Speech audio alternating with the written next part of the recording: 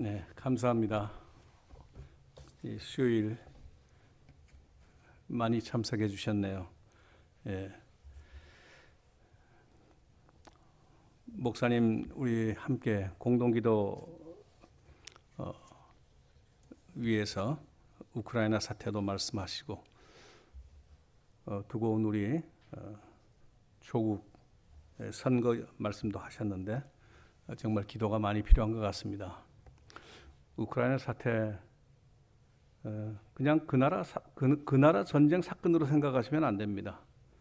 지금 이 시대에는 어느 한 곳의 분쟁이 전 세계적으로 연결이 돼 있어요. 지금 영향을 받을 수밖에 없는 그런 세상입니다. 그렇게 생각하면 이 옛날하고 달라서 이제는 경제적으로, 정치적으로 또 여러 가지 이런 그 네트워크가 너무너무 치밀하게 되어 있기 때문에 벌써 우리가 느끼잖아요. 예.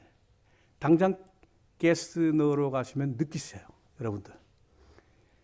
그 나라만의 문제가 아니라는 거죠. 이 빨리 끝나야 되겠다. 예. 그런 생각을 합니다. 어떤 의미에서는 이것도 선교적 주제예요, 사실은. 평화라고 하는 것은 선교의 궁극적인 골입니다. 하나님의 사랑과 그리스도의 은혜가 이 땅에 임하는 것이 우리 선교적 비전이거든요. 이사야 11장에서 말씀하시는 평화의 동산의 꿈은 지금도 우리 주변에서 워킹해야 된다, 그런 뜻입니다. 우리 한국을 위해서도 기도해야 되겠습니다. 상처가 많은 것 같아요. 갈라져 가지고. 이 교회에서는 특별히 이 정치 문제 가지고 참 힘듭니다, 사실. 제 미국 친구가 그런 얘기를 하더라고요. 너무너무 화목하길래 그 가정이 어떻게 그렇게 화목하냐 그러더니 자기 집안에서는 딱 모이면 3가지 금기사항이 있대요. 금기사항이. 형제들이 많다 보니까 공화당도 있고 민주당도 있거든요. 언제나 정치적인 그 성향은 어피니언 수준에 머물게 한다는 거예요. 나는 이쪽이 좋다. 그러면 끝이에요. 내가 좋아하니까 너도 좋아해야 된다고 얘기하면 싸움이 돼버려요. 여러분? 그렇잖아요. 민주당도 미국 사람이고 공화당도 미국 사람인데. 어피니언 수준에서 해석하면 좋겠다. 그 다음에 두 번째 금기사항이 뭐냐면은 자기가 좋아하는 색깔 가지고 싸우지 말라는 거예요. 자기가 노란색 좋아하면 노란색 좋아하는 거지. 왜 너 노란색 좋아하냐고 따지지 말라는 거예요. 세 번째 금기사항. 배우자 얼굴 서로 잘생겼다고 싸우지 말라는 거예요. 예? 그렇잖아요? 나한테 좋은데 왜 그거 가지고 싸워요? 예. 제가 잘 아는 우리 인디안 목사님 가정에 멀지 않습니다. 가까운 데 있는 목사님인데 가족들이 다 모이면 종교가 한 5가지 된대요. 예. 굉장히 조심스럽겠죠? 그냥 하나님의 사랑 보여주면 됩니다. 그렇죠? 왜 너는 이거 믿냐고, 이거 좋지 않은 종교인데 왜 믿냐고 따지면 그냥 가정이 그냥 깨져버린다는 거예요. 우리 참 조심해야 됩니다. 신앙의 자유가 있고 신념의 자유가 있고, 지금 세상은 나의 것을 남에게 주장하는 것이 결코 쉬운 세상이 아닙니다. 우리 주 안에서 한 식구잖아요. 패밀리이기 때문에 모든 것을 우리가 감싸고 이해하고 덮어야 된다, 그런 뜻입니다. 제가 여기서 보니까 여러분들 다 얼굴이 번쩍번쩍하고 아주 빛납니다. 좋습니다, 아주. 주 안에서 형제자매니까.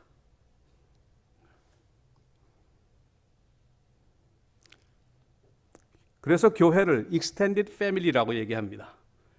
대가족. 옛날에 사촌, 팔촌, 그죠?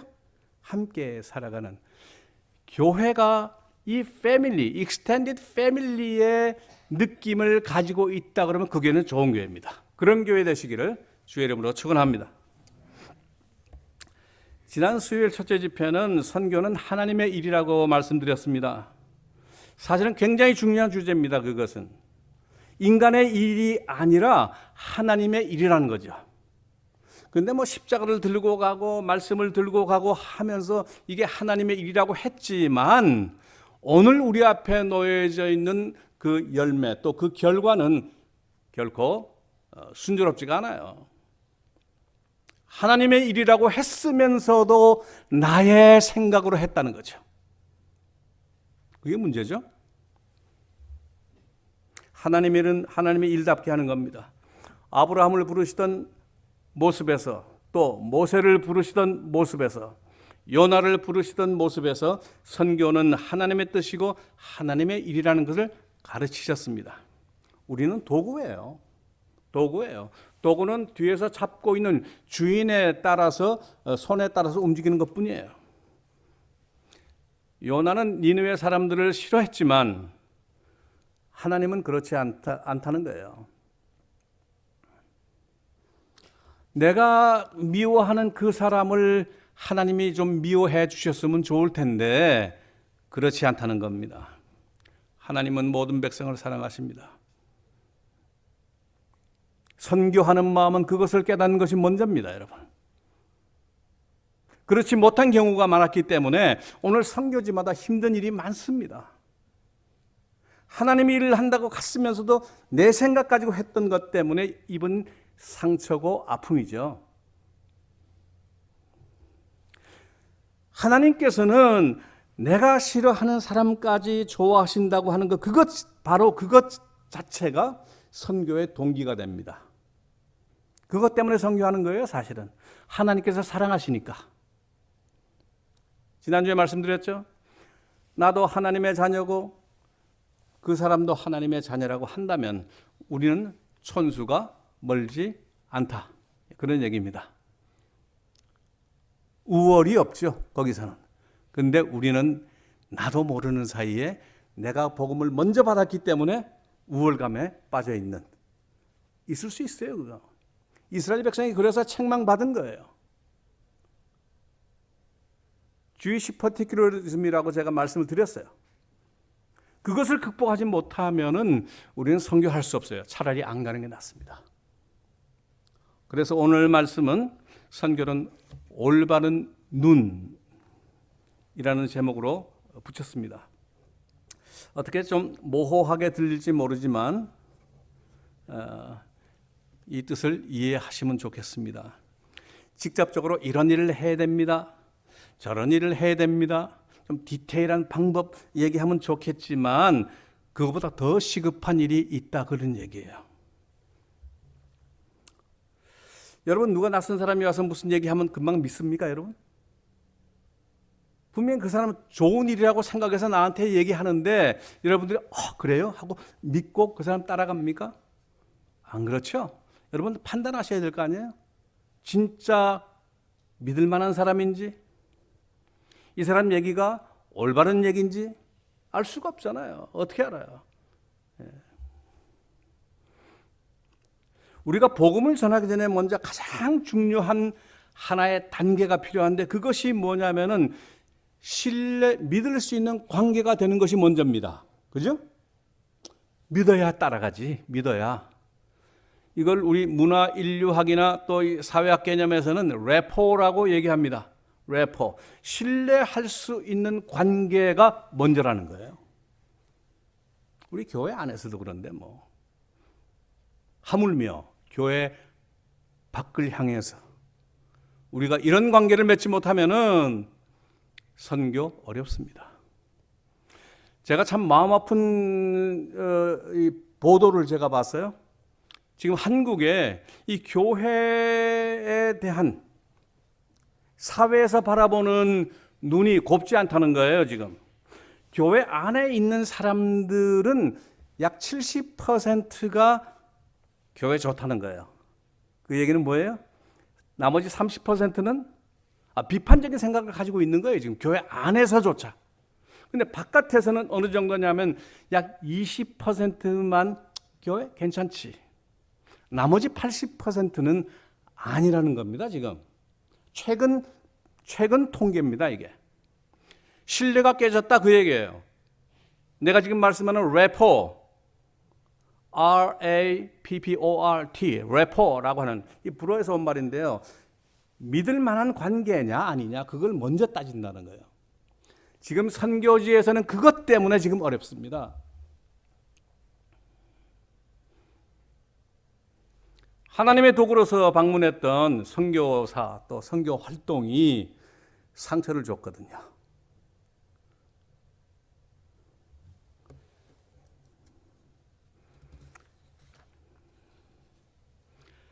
지금 우리 선교 문제에 상당한 문제가 발생해 있어요, 지금. 아프리카에서는 1970년대 중반에 아프리카 거의 대부분의 나라가 선교사들 본국으로 다 돌아가라고 추방시켰습니다. 유명한 사건이죠. 아프리카 선교 모라토리움이라고 표현합니다. 모라토리움, 유예한다는 거죠. 일단 접어놓고 좀 있다가 하자 그 얘기예요. 모라토리움. 선교사들 다 쫓아버렸어요. 차라리 우리가 할게. 당신들 못 믿겠다 그거였거든요. 마치 그런 일이 없는 것처럼 생각하고 갈 수 있냐 그런 얘기죠. 그렇게 하면 안 되죠. 중국에서 지금 선교사 다 쫓겨났습니다, 지금. 근데 더 큰 문제는 오늘 교회가 중국이 선교사들 쫓아낸 것을 중국이 나쁘기 때문에 쫓아낸, 물론 그런 거 있습니다. 있지만 전적으로 그 원인을 거기에만 둔다고 하는 것이 문제예요. 거기도 책임이 있고 이쪽에도 책임이 있어요. 분명히 저는 다 알고 있어요, 그거를. 왜냐하면 중국 선교를 제가 전공을 했기 때문에 너무너무 지금까지도 지금 제가 선교학 공부할 때에 벌써 한 30년 전인데 지금까지도 계속 그 인포메이션하고 중국 관계 자료들을 업데이트를 지금까지 오늘까지 하고 있어요. 한때는 제가 거기에 가려고 마음을 먹었기 때문에 또 중요한 우리 인디안 선교와 관련 있는 부분이 있기 때문에 자주 말씀드리지만은 뭘로 연결이 돼 있냐 하면은 제가 농촌 선교 하다가 중국 선교 공부하다가 인디안 선교 지금 26년 하고 있는데 하나로 꿰뚫는 공통된 주제가 있어요. 그게 뭐냐면은 반기독교 정서가 강한 곳에 복음은 어떻게 해석이 돼야 되고 어떻게 전달이 돼야 되는가 그거예요. 여러분, 교회 미워하고 크리스찬 미워하는 사람에게 복음을 어떻게 전하겠어요, 여러분들? 느낌이 옵니까? 거기 가서 뭐 이렇게 맛있는 거 물건 주고 선물 사다 주고 그리고 귀에다 대고 예수 믿으세요. 뭐 그걸로 될 것 같습니까? 수백 년간 해왔습니다, 그렇게. 그것으로 문제가 해결이 될 수 있었다고 한다면 세계 선교 끝났죠. 벌써 끝났어요. 우리가 이렇게 그것 때문에 기도하고 뭐 이렇게 애쓸 필요 없어요. 이미 끝났을 거라고요. 안 되는 거예요, 그게. 근본적인 문제가 해결이 되지 않는 겁니다.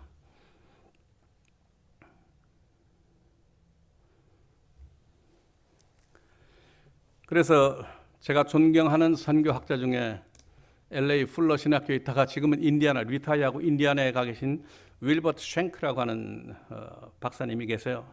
이분이 그런 말씀을 했습니다. 우리 기독교 선교의 궁극적인 목표는 하나님 나라다. 그렇게 말합니다. 하나님 나라. 이 교회도 마찬가지예요. 하나님 나라. 그 안에서 우리 식구, 우리 패밀리입니다. 굉장히 중요하지 않습니까? 근데 중요한 것은 그리로 가는 길은 방법은 성육신적 접근이다. 영어로 incarnational approach라고 그렇게 표현했어요. 성육신적 접근이라고 하는 게 뭡니까? 하나님께서 육을 입으시고 우리에게 오신 예수님의 사건, 예수님의 사건. 빌립보서 2장에 보면 그거 나오죠. 너희 가운데 이 마음을 품으라. 곧 그리스도 예수의 마음이니 이는 그는 근본 하나님의 본체시나 하나님과 동등됨을 취할 것으로 여기지 아니하시고 자기를 비우고 내려오시고 인간의 몸을 입고 내려오시고 섬기시다가 십자가에 돌아가셨다는 거예요. 비우시고 내려오셨어요. 비우시고 내려오셨다. 여러분 질문 뭐 생각 안 납니까? 무엇을 비우셨을까? 무엇을 비우셨을까? 질문해야죠. 왜 낮은 곳까지 내려오셨을까?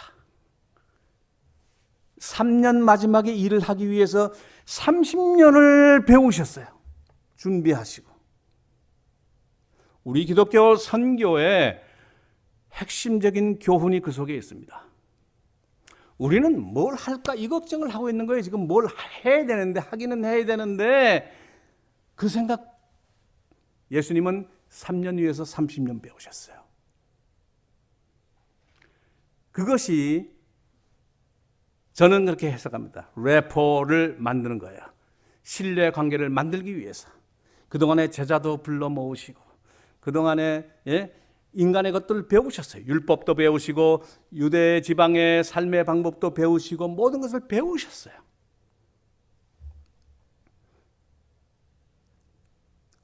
여러분들은 선교를 위해서 많이 배우셨습니까?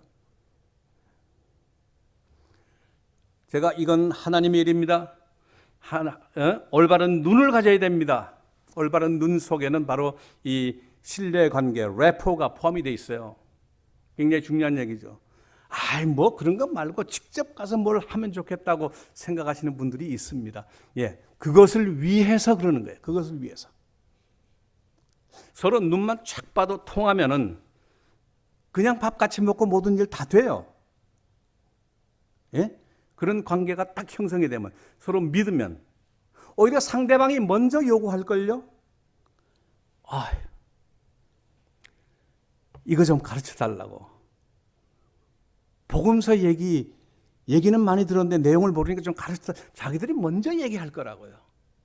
왜 그렇게 못 만드는 거예요? 저는 정말 감사하게 생각하는 거 한 가지 있습니다. 사우스다코타에 처음 들어갔을 때 아주 인디안 보호구역 중에서 가장 가난한 곳이거든요. 파인 리치라고. 아주 미국에서 원주민 세계에서는 유명한 곳입니다. 제일 못 사는 곳.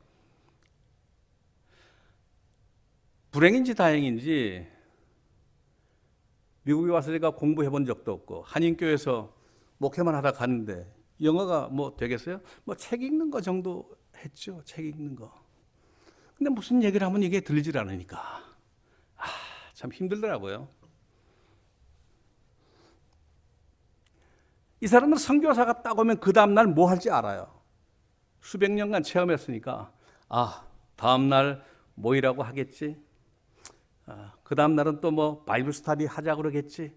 그러면 요렇게 해야지. 나름대로 자기 프로그램이 있어요. 이거를 뭐라 그러냐면은 우리 심리학에서는 셀프 디펜스 메커니즘이라고 그럽니다. 대응책이 다 준비가 돼 있어요. 어떻게 빠져나가지? 다 준비가 돼 있거든요. 그런데 이 한국 사람 선교사가 왔는데 말도 안 해. 눈만 끔뻑끔뻑하고 있으니까 인디안들이 답답해지기 시작하는 거죠. 두 주 지나도 세 주 지나도 세 주가 지나도 일할 생각을 안 하니까 인디안들이 막 헷갈리기 시작하는 거야. 자기들이 딱 완전 무장하고 있던 셀프 디펜스 메커니즘이 우리말로 자기 방어 기제라고 표현하는데요. 이게 슬슬 허물어지기 시작하는 거예요. 하루는 저보고 말 안 하니까, 선교사들은 말 얼마나 많이 하겠어요. 말 안 하니까 내 얘기 좀 듣고 싶다고. 왜 얘기를 안 하냐고. 그냥 싱글싱글 웃으니까 말 못해서 웃는 줄도 모르고. 그러니까 이번에 온 선교사는 너무 겸손하다는 거예요. 너무 겸손하다는 거예요. 거기다 얼마 있다가 제가 인디안 대학교 공부하러 갔거든요. 영어 배우러 간 거예요, 사실은. 인디안 인디안 말을 이제 배우러 갔죠. 인디안 언어. 인디안 언어 배우러 가니까 좋죠. 수업은 영어로 하는데 인디안 말 배우죠. 인디안 말 배운다고 하니까 동네에서 소문이 났어요. 야, 선교사가 배운다고. 그 사람들 생각에는 선교사는 배우는 사람이 아니라고 생각하는 거예요. 근데 선교사가 배운다 그러니까 이 사람들이 감동받기 시작하는 거예요. 저하고 얘기하고 싶은 사람이 많은 거예요. 뭘 가르쳐 달라고 얘기하는 사람들이 생기기 시작을 하는 거예요. 교회에서 설교를 해달라고 그러는데 어떻게 식은땀이 나는지. 사양하다가 6개월 만에 제가 설교를 했습니다. 이 써가지고 읽는 설교. 힘들게 했죠. 사실 영어로 했기 때문에 그렇지 수십 년을 설교를 해온 사람인데 그렇잖아요. 정말 본문 하나 딱 놓고 이거 가지고 얘기하려고 하면 우리말로 하면 제가 밤새도록 해도 하죠. 이 얘기 저 얘기 막 해가지고 할 수 있죠. 그 영어로 하니까 이 표현 능력에 문제가 있으니까 아주 심플하게 간단하게 짧게 얘기하잖아요. 그랬더니 안맹호 선교사님 설교는 너무 심플하고 간단하고 짧아서 좋대. 예? 근데 하고 싶은 얘기는 또 하잖아요, 또. 그 성경 말씀에 메시지가 분명하니까. 또 설교를 해달라 그래가지고 또 몇 달 뒤에 또 한 번 하고.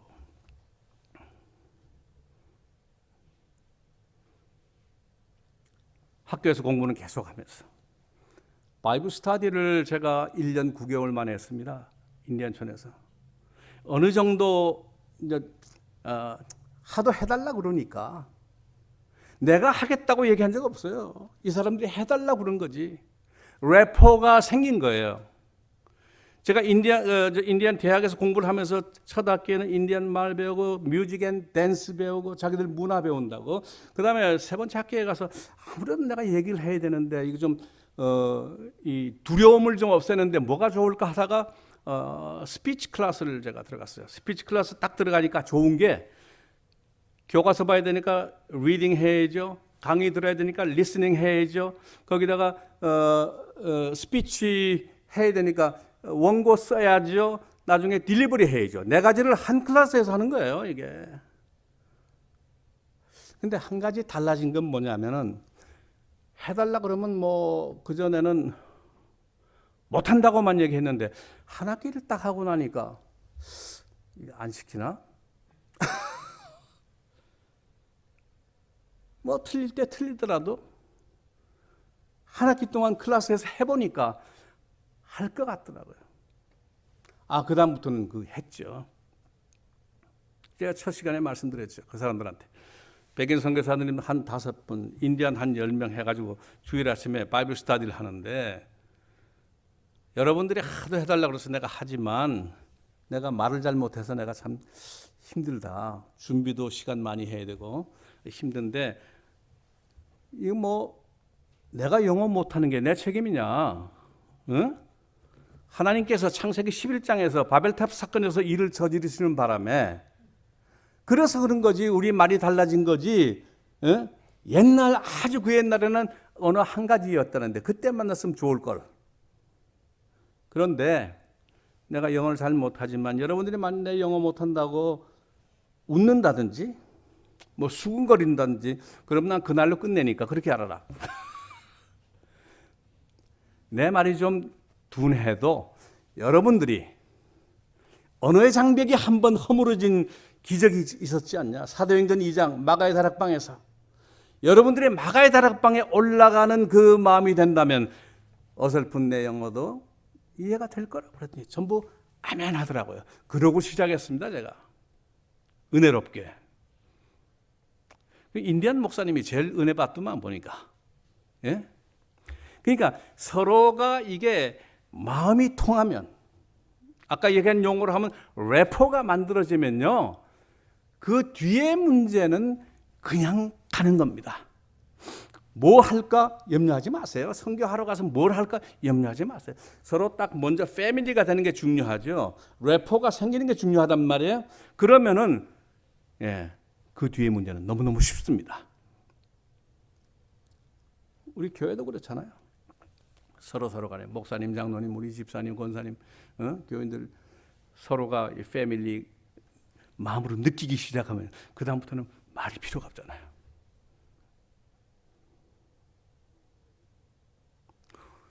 지금까지 문제가 발생한 것은 그거 붕괴된 거거든요. 왜 붕괴됐나 하는 것은 뭐 지역마다 다르기 때문에 뭐 다 말씀드릴 수가 없지만은 우리 한국 같은 예가 없어요.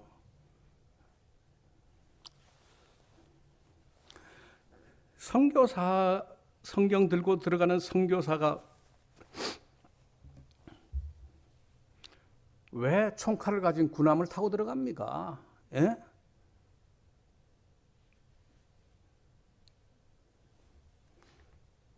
(1840년에) 중국은 엄청난 일이 있었죠. 아편전쟁. 왜 장사하고 착취할 사람들하고 함께 가냐 말이에요. 선교사가 거래 문서 작성하고 뭐 이렇게 뭐 무역하면은 이 서류를 주고받는데 그 선교사들이 작성을 했다고요. 왜 그런 일을 하냐는 거지. 그랬더니 이 사람들은 생각하기에 당연하게 생각할 거 아니야. 아, 저 사람들 선교사들은 장사하는 사람들 부하구나 이렇게 생각을 했을 거라고요. 아편 전쟁 하다가 너무너무 상처를 입는다고 중국이. 나라 빼앗기죠. 주권 빼앗기죠. 땅 빼앗기죠. 목숨 빼앗기죠. 한이 맺힌 거죠. 한이. 여러분들 한 150년 전만 해도 150년까지 갈 것도 없어요. 120-30년까지만 해도 여기 인디언들 살았다고요. 뭐 제가 설명하지 않아도 여러분들 교회 시작하던 쿡스쿨 여러분들 기억하죠? 저는 피닉스 이사 오기 전부터 몇 년 전부터 1월 달이면은 1월 중순에 쿡스쿨에서 윈터 텀이 있었어요. 인텐시브 우리 인디언들 모여서 공부하는 거. 거기 제가 매년 참석을 했습니다.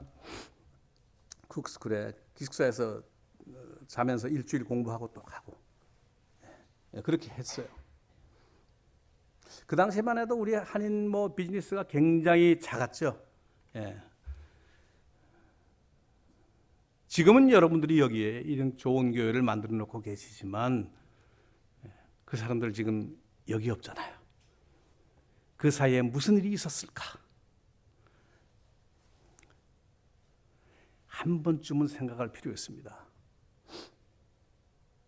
미국의 지금 주류 교회들은 그것을 생각하기 시작을 했어요.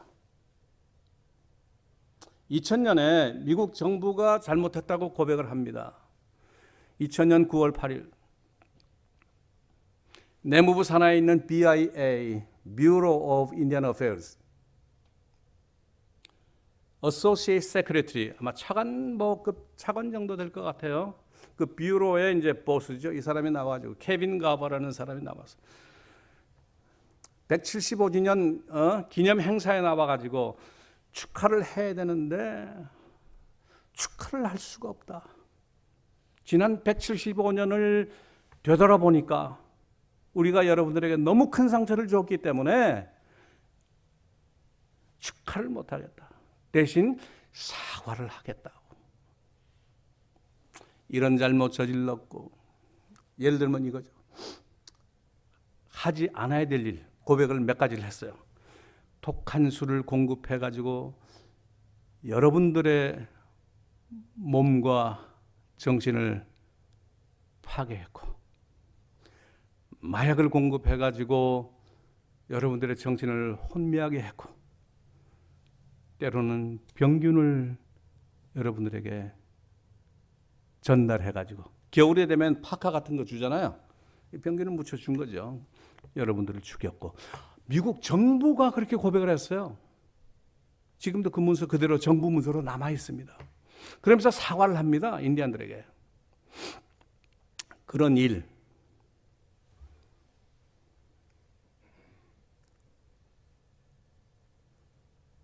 교회는 정부보다 발이 빨라야죠. 당연히 이런 일이라면. 2009년에 큰 일이 생깁니다. 미국에 있는 성공회가 잘못을 고백을 해요. 또 7월 16일 애너하임 캘리포니아에서 76회 총회를 하는데 그 자리에서 인디안 역사하고 관련해 가지고 잘못한 걸 고백을 해요.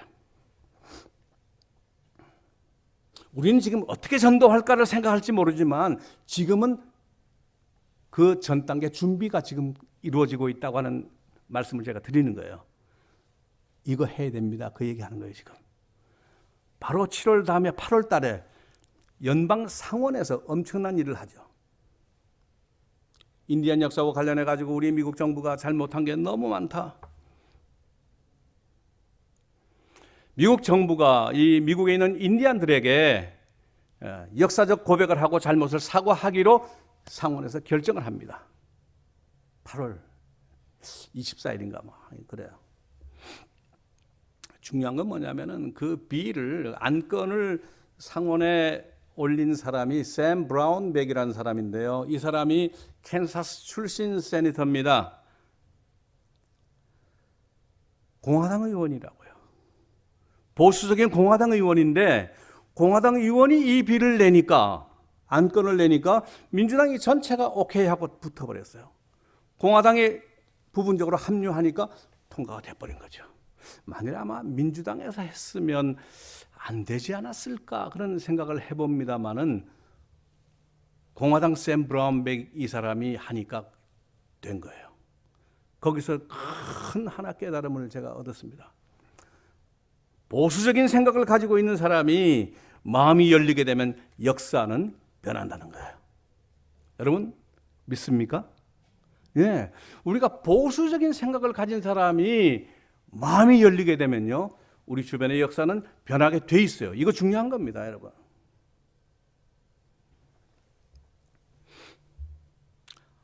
아까 2000년 9월에 있었던 뮤로 오브 인디안 어페어스에서 사과했던 거, 이 문서도 제가 있고, 그 다음에 상원의원에서 상원에서 했던 거 갖고 있고, 성공회 문서도 다 자료로 다 갖고 있어요, 원본을. 2012년이 되니까 감리교가 또 고백을 했어요. 인디안들 상처 준 부족들 다 초청해가지고 그 앞에서 총회 전체가 무릎 꿇고 사과했어요. 2016년에 우리 장로교, 루터교, CRC 고백을 했어요.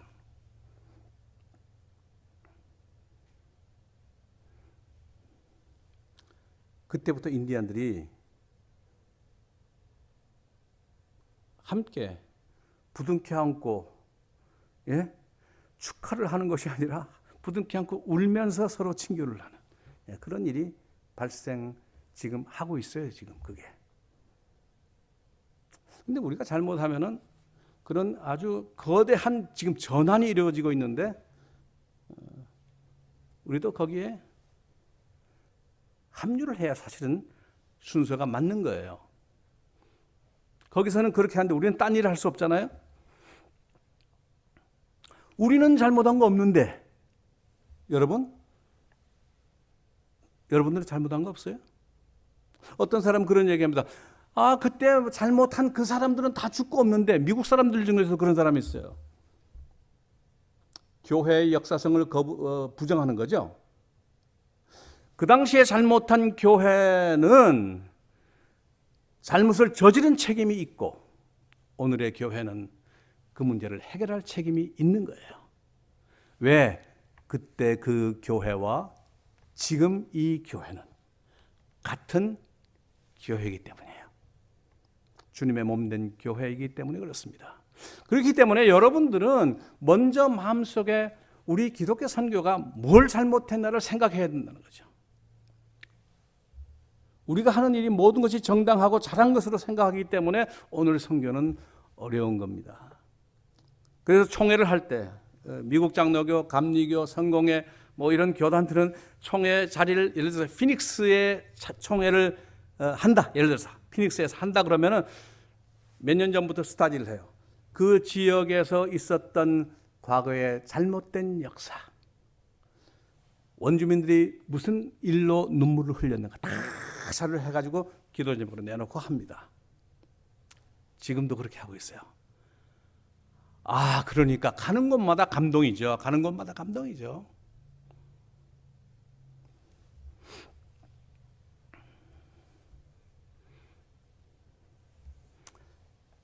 그래서 우리 기독교 선교는 이제 우리가 하는 게 아니라 하나님께서 하시는 거예요. 하나님의 일이라고 하는 것을 안다면은 우리는 올바른 눈, 하나님의 마음 가지고 하나님의 눈으로 그 사람들을 볼 수 있어야 되겠다. 상처와 그 아픔을 이해할 수 있어야 되겠다 말씀을 드리는 겁니다.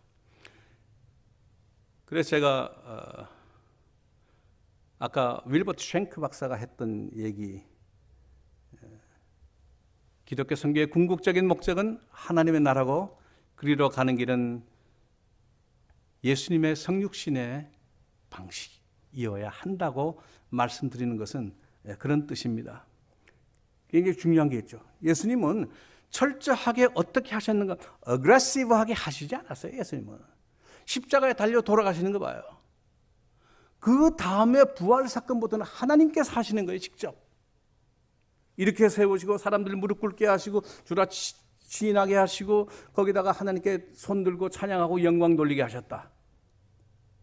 예수님은 십자가에 돌아가신 것으로 끝나는 거예요. 여기서 저는 하나의 선교적 중요한 컨셉을 하나 제가 끄집어냈습니다. 수동성이라고 하는 것. 수동성.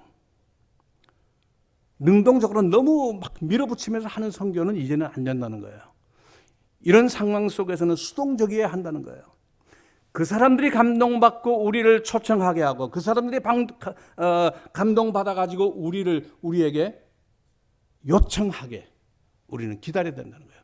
그래서 제가 이 성육신적 접근이라고 하는 것을 기도하면서 생각하면서 묵상하면서 제가 세 가지 중요한 컨셉을 제가 그 속에서 끄집어냈습니다. 첫째는 waiting이라고 하는 개념이에요. 기다리자.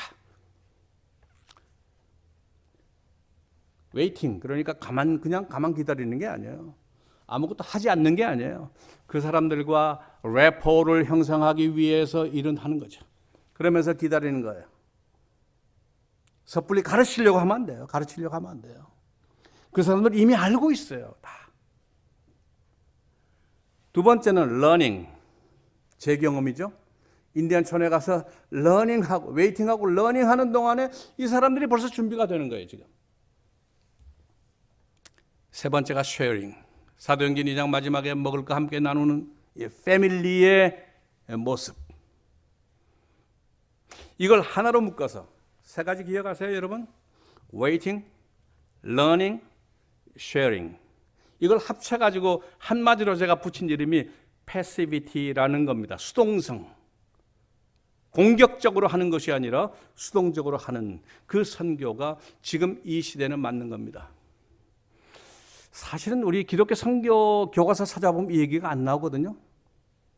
저는 농촌 목회하면서 절실하게 느꼈고 중국 선교 공부하면서 느꼈고 인디안 선교하면서 느꼈고 해가지고 제가 이것을 신학교에서 가르치기 시작을 했어요. LA에 있는 신학교에서도 하고 서울에 가면 신학교에 가서도 몇 번 했어요. 나중에 교수님이 박사학위 학생을 저에게 소개를 해가지고 마침 미국 오는 길에 피닉스에 왔어요. 피닉스에 와서 대화를 여러 시간 했죠. 2박 3일 정도 대화하면서 제 생각을 했죠. 그 패시비티에 대해서, 수동성에 대해서 굉장히 얘기를 했습니다. 지금 선교는 그렇게 하면 안 된다. 이제는. 그리고 인디안 박물관, 유명한 세계 최고의 인디안 박물관이 있죠. 피닉스에. 허드 뮤지엄이라고 있습니다. 거기 가서 현장 필드 트립을 했죠. 가가지고 박사의 논문을 썼어요. 이 패시비티 주제로 1호 박사가 3년 전에 나왔습니다. 한국에서. 제 생각은 그거예요. 만일에 지금까지 우리가 하는 방식, 가서 전하고 물건 주고 뭐하고 이런 거 저런 거 하는 지금까지의 방식이 제대로 워킹했다고 한다면 이미 끝났죠. 안 되거든요. 그것보다 훨씬 강한 방법이어야 한다는 거예요. 지금 세계 선교가 그래요. 곳곳에 상처가 있고 곳곳에 반기독교 정서가 있습니다. 그 사람들 받아들이지 않습니다. 이제는 더 힘 있는 방법이 나와야 되는데 그것이 뭐냐? 예수님 방법이죠. 예수님 방법이죠. 왜 우리 방법으로 하려고 그래요? 예수님 방법으로 해야지. 믿으시면 아멘 하십시오. 예수님 방법으로 해야죠. 예수님은 그렇게 했는데 주님의 몸된 교회, 그걸 구성하는 우리 자녀들이 예수님 생각대로 안 해. 자기 생각대로 하려고. 오늘 기독교 선교의 딜레마가 거기 있습니다.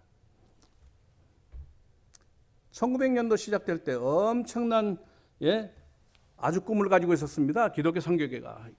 이 세기에 세계 복음화 끝낸다 생각하고 있었어요.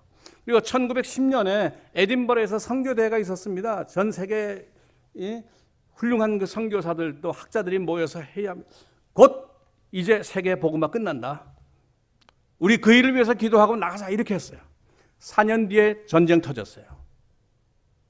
1차 대전. 5년간 전쟁했어요.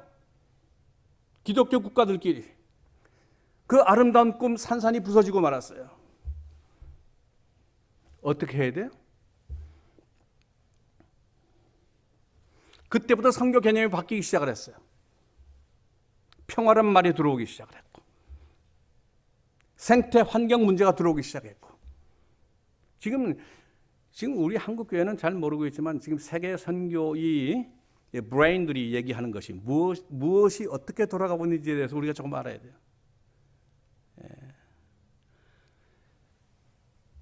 나이브한 꿈을 가지고 하던 그 시절은 이제는 통하지가 않아요.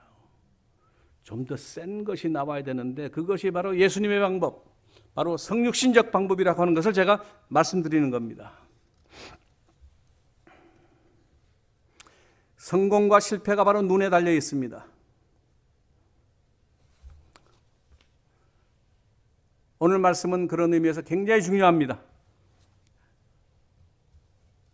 눈은 몸의 등불이니 그러므로 내 눈이 성하면 온몸이 밝을 것이요 눈이 나쁘면 온몸이 어두울 것이니 그러므로 내게 있는 빛이 어두우면 그 어둠이 얼마나 더하겠느냐. 한 사람이 두 주인을 섬길 수 없느니라. 눈을 올바른 데 둘 수 있어야 한다는 거죠. 하나님의 뜻. 그러면서 이어서 얘기하죠. 무엇을 먹을까? 무엇을 마실까? 무엇을 입을까? 그거 염려하지 마라. 한 가지만 포커스를 한 군데도 먼저 너희는 그의 나라와 그의 의를 구하라고 말씀하십니다. 이 말씀을 여러분들 이해하셔야 됩니다. 주님께서 왜 이 말씀을 하시는지, 왜 갈대아 우르가 아니라 내가 지시할 땅으로라고 아브라함을 끌어내시냐 말이죠. 왜 애굽이 아니라 약속의 땅, 젖과 꿀이는 땅으로 데리고 나오시는가 말이지. 오늘 말씀하고 직결된 문제입니다. 우리 기독교 신앙의 핵심이에요. 바로 이 눈 때문에 망한다는 거예요. 눈 때문에. 하나님 믿는다고 하면서 보는 건 세상 보고 앉아 있으니까. 하나님 본다고 하면서 자기 자신의 능력 생각하고 있으니까 안 된다는 거예요. 선교는 하나님의 일입니다. 선교는 그래서 하나님의 눈으로 봐야 됩니다. 하나님의 눈으로 볼 때 요나가 미워했던 니느웨 사람들이 얼굴이 들어오기 시작하는 거예요.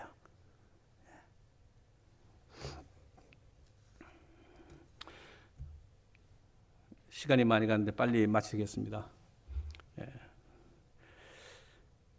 우리 그런 의미에서 우리 한국 선교는요 굉장히 중요한 현대 선교의 기적이라고 얘기하죠. 한국 선교. 정말 그 선교 역사 속에서 현대 선교의 기적이라고 얘기하기도 하지만 많은 사람들이, 많은 나라의 교회들이 감동을 받았어요. 세 가지 중요한 사건이 있거든요. 첫째, 선교사가 들어오기 전에 성경이 먼저 번역됐습니다. 이런 예가 없었거든, 그 당시에는. 1940년대에 와서 성서 번역 선교회가 필요하다는 것이 이제 그때 선교계에서 문제가 돼가지고 위클리프 성서 번역 선교회가 그 당시에 생겨요. 40년대. 우리는 벌써 훨씬 전이죠. 1885년 언더우드 선교사가 한국에 들어오기 위해서 일본에 가서 3개월을 있는데 한국어 선생을 좀 붙여달라고 그래가지고 한 사람이 왔는데 그 사람이 이거 가지고 교재로 씁시다 하는데 보니까 이게 마가복음 쪽복음 한글로 번역된 거였어요. 그 선생이 이수정 그거 번역한 사람이었어요. 언더우드가 깜짝 놀라죠. 선교사가 와가지고 할 일을 성령께서 이미 하셨습니다. 제가 말씀드리잖아요. 선교는 누구 일? 하나님의 일이라. 현실적으로 느낀 거죠, 이 사람이. 그냥 와가지고 그 당시에 한국에 이제 3개월 후에 들어왔는데 그 당시에는 한국에서 복음전도 못하게 돼 있었거든요, 국법으로. 그래서 세브란스 병원에 가서 이제 환자들 돕는 일만 하죠. 예? 뭐 이렇게 조수도 하고 뭐 이렇게 의학도 약간 공부를 했습니다. 언더우드 선교사.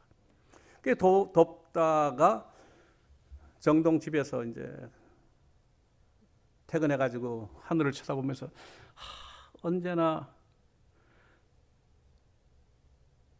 전도해가지고 사람들 모아서 교회를 시작할까? 답답하죠. 근데 어느 날 한 사람이 찾아왔어. 시골에서 2사람이 찾아왔어요. 황해도 소래에서 왔대.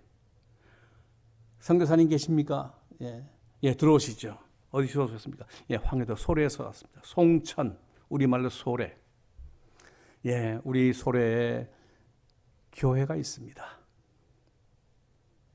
몰래 예배드리는 교회가 있는데 거기서 지금 학습 세례 준비를 끝내고 18명의 사람이 세례 주기를 기다리고 있습니다. 언더우드가 심장마비로 죽을 뻔했어요. 그때 내가 이제 하려고 그렇게 기도 중에 있는데 이미 거기에 교회가 생겨가지고 와서 세례 달라고 준비 끝내고.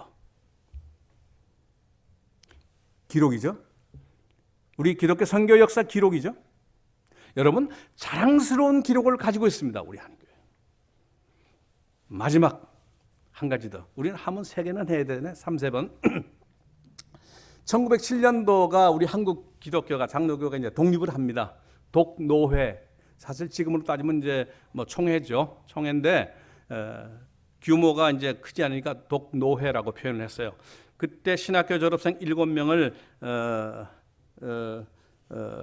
목사 안수를 주는데요.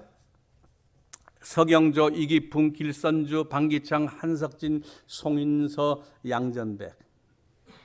그 당시 지방의 교회들이 개척되니까 얼마나 많은 지역에서 목사님 보내달라고 그랬겠어요. 근데 한 명 뚝 잘라서 양전백은 총회 본부에 근무. 예? 총회 일 돌봐야 되니까 목사가. 그리고 1명, 6명 중에서 1명, 이기풍, 해외 선교사 1호, 제주도. 그 당시 제주도는 지금 미국 오는 것보다 더 멀었습니다. 목숨 걸고 가는 데였어요.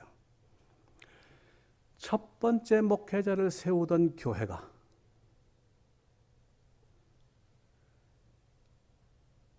7명 중에서 1명, 2명을 그렇게 선교사로 1명을 파송했다는 거. 이거 우리 기독교 2000년 역사 가운데서 이런 예가 없죠. 우리 이익만 가지고 살던 교회가 아니었다는 거예요. 우리 교회만 위해서 하던 게 아니에요. 복음을 듣지 못하는 사람들을 위해서 선교사 파송. 예?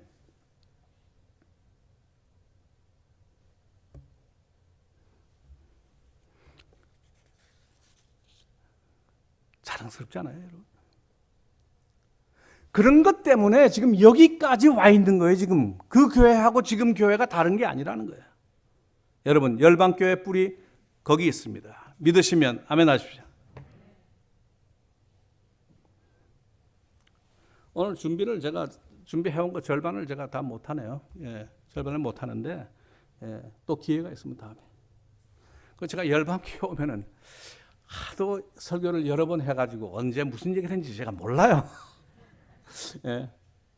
근데 한 가지 제가 믿는 구석은 뭐냐면 3년 지나면 되게 까먹는다 그러더라고요. 예. 다음에 또 우리 좋은 기회 있으면은 또 그렇게 하고. 한 가지만 더 말씀드리겠습니다. 눈과 관련해서. 상처 입은 선교지마다 문제가 많다고 했는데 왜 문제가 생겼을까? 여러분들 한 가지 기억하십시오. 눈 때문이에요. 인디안들을 볼 때, 하나님의 형상 이렇게 봤다면은 문제 안 생겼을 거라고. 그렇지 않아요? 1550년에 유명한 디베이트가 있었습니다. 바야돌리드 디베이트라고. 스페인 마드리드에서 차 타고 가서 2시간 거리 북쪽에 바야돌리드라고 하는 곳이 있는데 거기에 있는 그 신학교에서 논쟁이 붙었어요. 인디안들 몇 사람 갖다 놓고 사람이냐 아니냐. 어떤 느낌 드세요? 이야, 참 한쪽에서는 사람이 아니라는 거예요. 한쪽에서는 완전한 사람이라고 또 라스카사스라고 하는 그 사제 신부, 그 당시에 그 치아파스, 멕시코 남쪽에 치아파스라고 있잖아요. 치아파스의 그 비숍이었어요, 이 사람이. 이 비숍은 무슨 얘기냐, 이 귀한 영혼들을 어떻게 이럴 수가 있냐고 얘기를 하는데, 반대쪽에서 교황청 대표로 온 사람은 세풀베다. 여러분 세풀베다라는 말 들어보셨죠? LA 가면 길 이름도 있습니다. 물론 그 사람 이름 딴 게 아니라 한 친척쯤 되겠죠. 세풀베다 이 학자가 인디안을 완전한 사람으로 볼 수 없다. 이 붙어서 1년간을 디베이트를 합니다. 1년간을. 뭐죠? 문제가 뭐죠? 바로 눈이라는 거예요. 어떻게 보는가? 거기서 범죄는 다 이루어지게 돼 있어요. 제가 지난주 수요일날 말씀드린 옆 사람 보라 그러면서 하나님의 형상 인사 나누라고 했죠. 하세요. 다시 시작. 반갑습니다. 하나님의 형상 반갑습니다. 오늘도 하나님의 형상, 내일도 하나님의 형상. 우리는 하나님의 형상 보는 마음으로 이렇게 될 때에 우리에는 선교적 문제들이 해결되기 시작한다 그거예요. 사랑하는 우리 열방교회 성도 여러분들, 눈 먼저 바뀌시기를 주의 이름으로 축원합니다. 올바른 눈. 왜? 이 일은 하나님의 일이기 때문이에요. 오늘 여기까지만 하겠습니다. 잠깐 기도하고 목사님 뭐 말씀 있으면 하고 혹시 질문 있으면 질문도 오늘 받겠습니다. 하나님 아버지 은혜를 감사드립니다. 우리의 잘못된 눈 때문에 우리 주변이 상처 입고 또 우리 선교지의 사람들이 많이 힘들어했던 과거의 역사를 우리가 기억합니다. 주여, 먼저 우리가 새로워지게 하시옵소서. 선교가 하나님의 일인 것을 깨닫게 하시고 우리의 눈이 복된 눈 되게 도와주시옵소서. 예수 그리스도 이름으로 기도드리옵나이다.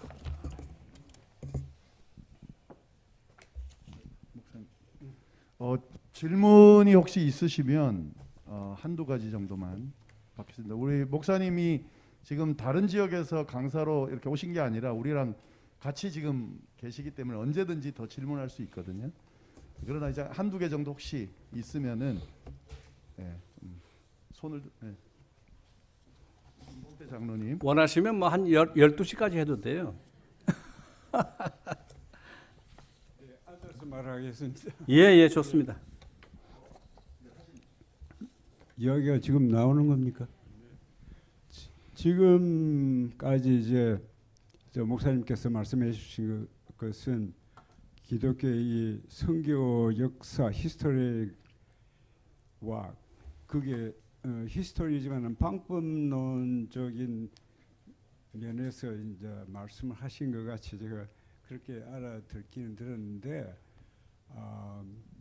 제 퀘스천은 우리 교회가 선교 헌금만 보낸다 해서 우리 선교하는 교회 또는 우리 개인이 인디비듀얼리 개인적으로 선교 마인드가 있다고 그렇게 생각할 수 있는 것인지 목사님 말씀처럼 그 인카네이셔널 어프로치라든가 뭐 제가 엉터리로 붙이는 미시오 레포 그걸 빌드업하려면은 현장감이 없이 현장의 체험이 없이 그것이 가능한지요? 그것이 퀘스천입니다. 제 퀘스천의 목적은 본래 우리 교회가 무슨 우리 교회가 어떤 사역을 통해서 커뮤니티를 섬긴다든가 이렇게 해서 할 수도 있겠지만은 선교적인 그러한 뭐라 할까 참여를 통해서 교회가 한 마음이 되는 것이 좋겠다. 어떠한 교회적인 작지만은 한 개의 목적을 가지고 그렇게 애플을 하면은 참 좋겠다 하는 마음에서 인디안과의 그 선교적인 뭐라고 할까 contact to build a relationship. 그럼 우리가 더 선교적인 그런 열망이라든가 그런 걸 많이 느낄 수가 있지 않겠나. 저 나이브한 생각입니다. 굉장히 좋은 말씀이세요. 굉장히 좋은 말씀이신데, 예, 어떻게 우리가 정말 그 현장을 위해서 기도하고 현장감 있는 선교 동기 모빌라이즈를 할 수 있겠는가에 대한 말씀으로 제가 이해를 했는데요. 예, 굉장히 중요한 말씀이세요. 저는 제가 이제 피닉스에 있다 보니 물론 뭐 사우스다코타에서 10년 반 있을 때도 그랬고 지금 여기 와서 15년 이제 거의 돼 가는데요. 인디안 선교에 대한 문의가 많이 옵니다, 저에게. 근데 제가 잘 아는 교회도 오지만 모르는 교회도 오거든요. 그럼 제가 질문을 해요. 한 가지 질문합니다. 예, 인디안 선교를 이렇게 생각해 주셔서 감사합니다 하고 질문을 해요. 지금 교회는 교회 주변에서 무엇을 하고 계십니까? 교회 주변에서 아무것도 안 하는 교회라면 제가 넥스트 스텝으로 진전이 안 됩니다. 선교는 인디안 선교지만 가서 하는 거 아니거든요. 내 스스로가 변하는 것이 중요하다는 거죠. 우리 교회 안에서 우리가 선교적 마인드가 일어나야 되는 거죠. 먼저. 그래야 갈 수가 있죠. 먼저 내 형제를 바라보는 마음과 눈이 바뀌어야죠. 한 가지 예를 드릴까요? 지금 좀 뭐 시간이 좀 한 10년 이상 지났는데 미국 장로교회 인디안 그 선교 인디안 담당 그 총회의 그 담당자가 있어요. 인디안인데 이 인디안이 셀리 쿠아레스마라고 하는 분입니다. 그분도 1월 중순에 그때 쿡스쿨에 우리 늘 같이 왔죠. 하루는 저보고 그러더라고요. 로스앤젤레스 한인 침례교회를 안 해요. 로스앤젤레스 코리안 베프티스트 처치를 안 해요. 제가 바로 옆에서 제가 목회를 했거든요. 예, 저는 그 올림픽하고 버먼트 노스 이스트에 있는 교회 제가 담임 목사를 한 5년 했습니다. 왜 그러냐 그랬더니 어릴 때 주일학교를 거기 가서 예수님을 배웠다고 자기가. 거기서 김치 먹는 것도 배우고 된장국 먹는 것도 거기서 배웠다고. 어린 시절을 그 옆에 살았는데 그 한인교회 가는 게 낙이었다는 거예요. 그 교회는 선교지에 가지 않아도 이미 선교를 하고 있었어요. 수십 년이 지나가지고 그 사람은 미국 장로교 전체의 인디안 미니스트리 보스가 돼가지고, 예? 얼마나 큰 일입니까? 그게 사실은 깜짝 놀랄 일이죠. 여러분들 주변의 사람들 어떻게 보세요? 여러분들 교회 주변에 오가는 사람들, 여러분들 사시는데 주변에 있는 사람들. 사실은 현장 가는 것보다 더 중요한 건 그거예요. 그래야 내가 먼저 변화될 수가 있습니다. 인디안 컨택하는 거 좋죠. 그러나 어떻게 컨택하느냐 하는 것도 또 중요합니다. 저는 뭐 인디안들 늘 뭐 이렇게 오랫동안 만나고, 제 이제 19일 다음 주 토요일이면 제가 한 2개월을 사우스다코타에 가서 2개월을 있습니다. 그동안 그 코비드 19 때문에 제가 회의도 참석 못하고 우리 그 뭐 노회도 참석 못하고 뭐 그랬습니다. 그러다가 이제 거기 조그만 한인교회가 있는데 한인교회 목사님이 15년 동안 안식년 못했다고 한국 다녀와야 되겠다. 2개월만 좀 교회를 맡아주겠냐고. 주일날 설교만 해주시면 된다고 해서 좋다고. 주일날은 한인교회, 평일날은 인디안 교회, 인디안 스태프들하고 우리 만나기로 그렇게 이제 합니다. 한 번은 우리 여기 그 나바오 지역에 가서 그런 일이 있었어요.